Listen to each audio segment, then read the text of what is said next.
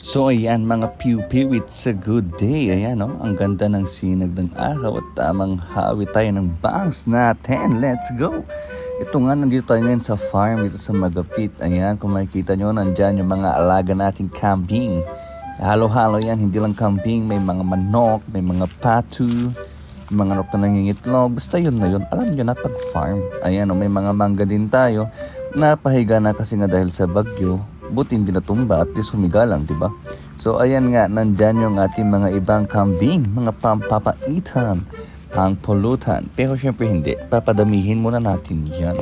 Ayan, samahan niyo ako ngayon maglibot dito sa farm. Let's go! Pew, pew, pew, pew, pew, pew, pew. At ito nga, lalahuin natin tong isang to. Ipepet natin siya na parang aso. Ayan. Diba, gustong gusto niya. Pero in the future, kakainin rin kita. Rar. Pwede kang ibaliktarin, boy. Ayan o. Kundi papaitan. And then ito naman o. Ito makulit tong tong kambing na to. Gusto ata mapulutan agad. So ang pangalan pala niyan is Solomon. So talagang malambing yan. Feel niya kasi aso siya. Na naipanganak lang sa ibang dimension kaya naging kambing. Ayan o. Kita mo, diba, ang kulit ng lalambing. Sabi niya wag ko daw siyang gawing papaitan.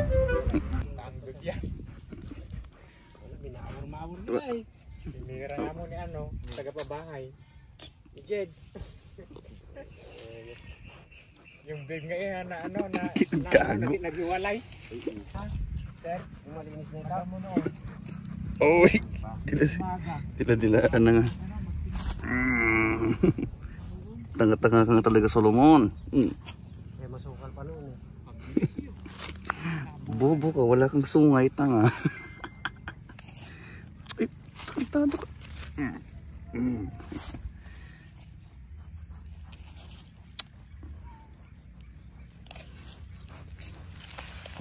Ulit ka. Yan natin yung kanya. Video tayo. Dito. Ito, Solomon. Video. Say hi.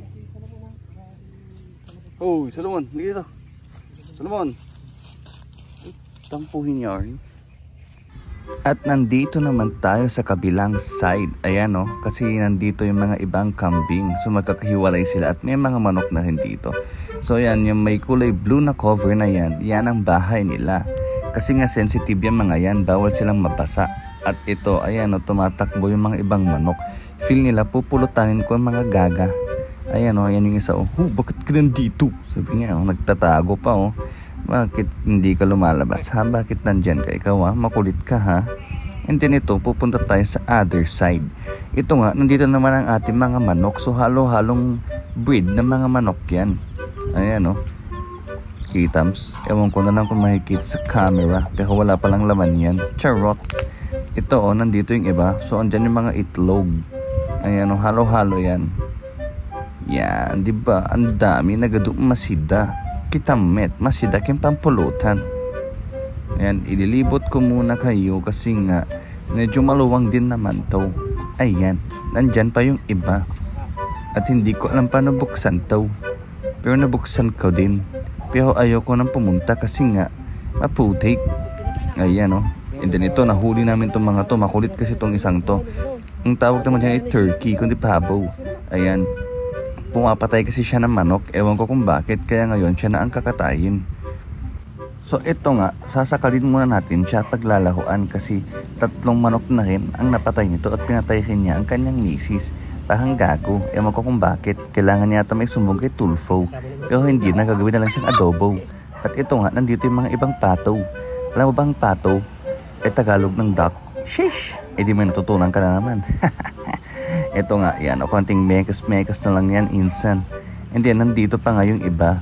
Dito yung nakatira yung mga ibang manok. And then, naakit tayo. Nandito naman yung ating mga rabbit. So, sa mga di nakakaalam, healthy po ang karne ng rabbit. Yun nga lang, medyo mahina pa ang kanyang market. Pero, mas healthy ito.